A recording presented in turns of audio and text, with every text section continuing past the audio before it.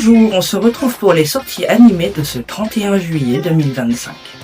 On démarre avec Dr Stone, saison 4, partie 2, épisode 16, à retrouver sur Crunchyroll et ADN, en VO et en VF. C'est un shonen d'aventure post-apocalyptique et scientifique pour ceux qui ne connaissent pas. Voilà, à partir de 10 ans. Ensuite, Dan Dadan, saison 2, épisode 17, à retrouver sur Crunchyroll et Netflix, en VO et en VF. Faites attention car la VF de Crunchyroll et de Netflix ne sont pas la même. Personnellement, j'ai vu la VF de Netflix en premier que j'ai beaucoup plus appréciée, trouvant encore plus vulgaire celle de Crunchyroll. Voilà. C'est pour ceux qui ne connaissent pas, c'est un genre action-comédie adolescent sur le thème de fantômes et d'aliens à partir de 15 ans. C'est un tout nouvel animé, Karaoke Iko, c'est l'épisode 2, à retrouver sur Crunchyroll en version originale sous-titrée.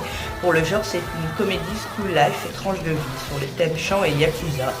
On rencontre un yakuza de 32 ans qui va au karaoké en espérant s'améliorer en vue d'un événement, et il rencontre un jeune garçon, lycéen il me semble, et une amitié va en découler, c'est très drôle.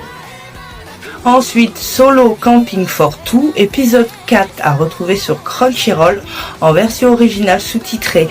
Pour le genre, c'est un seinen en comédie, plutôt porté ecchi et romance, à partir de 16 ans du coup.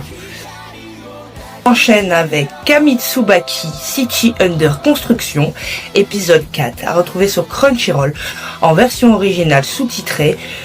On est sur du surnaturel, du quotidien et de la tranche de vie, c'est un peu gore, donc c'est à partir de 13 ans. On enchaîne avec The Water Magician, épisode 5, à retrouver sur Crunchyroll en version originale sous-titrée. C'est un isekai fantasy d'action, conseillé à partir de 12 ans.